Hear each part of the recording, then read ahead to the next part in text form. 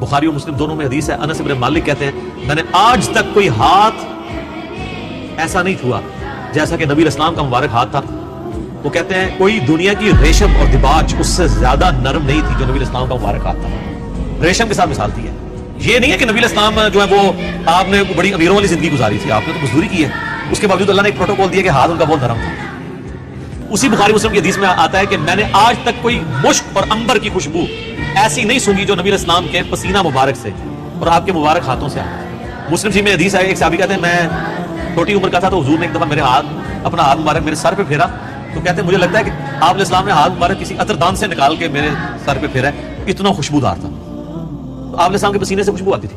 بخاری مسلم دونوں میں حدیث ہے کہ ام سلیم کہتی ہیں کہ نبی علیہ السلام ایک دفعہ سوئے ہوئے تھے تو آپ کو سوتی ہوئی حالت میں بہت پسینہ آتا تھا، وہ ایک کھلے برتن کے وہ لے کے آئیں، ایک کھلا برتن، اور نبی اسلام کے مبارک پسینے کو انہوں نے جمع کیا۔ حضور کی آنکھ کھل گئی، آپ فرمائیے کیا؟ ان کا جی اس طرح آپ کا پسینہ انتہائی خوشبودار ہے، ہم اس کو خوشبو کے طور پہ اپنی خوشبو میں ملا کے استعمال کرتے ہیں، اپنی خوشبو میں بھی خوشبو کرنے کے لیے۔ اور مسلم شریف کی ایک حدیث میں ہے کہ ایک عورت آئی کہ میری بچی کی شادی ہے تو میں آپ کا پسینہ لینے کے لیے آیا، ٹھیک ہے، خوشبو کے طور پہ۔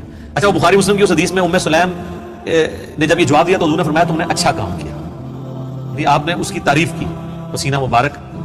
آپ کی تو ہر چیز ہی جناب کمال ہے، تو کس کس بات کا ذکر کیا جائے؟ میں گھنٹوں اس پہ فی الودی کئی احادیث بیان کر سکتا ہوں آپ کے تبرکات کے اوپر، اس لیے کہ سیدہ صاحب کی حدیثیں جو بخاری مسلم میں آتی ہیں، میں بھی ایک انسان ہوں، جس طرح تم بھولتے ہو میں بھی بھول جاتا ہوں، آپ یہ الفاظ استعمال کریں۔ باقی آپ علیہ السلام کی جو کوالٹیز اللہ نے آپ کو دی ہیں وہ اتنی ایکسٹرا آرڈنری ہے، آپ کی ایک ایک چیز کو اگر کنسیڈر کیا جائے نا تو اس پہ گھنٹوں بولا جاتا ہے۔